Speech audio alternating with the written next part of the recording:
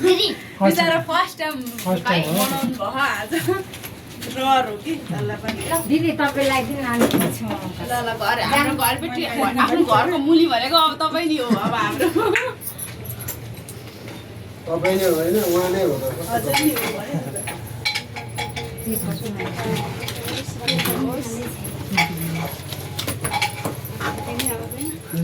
त्यस्तै हो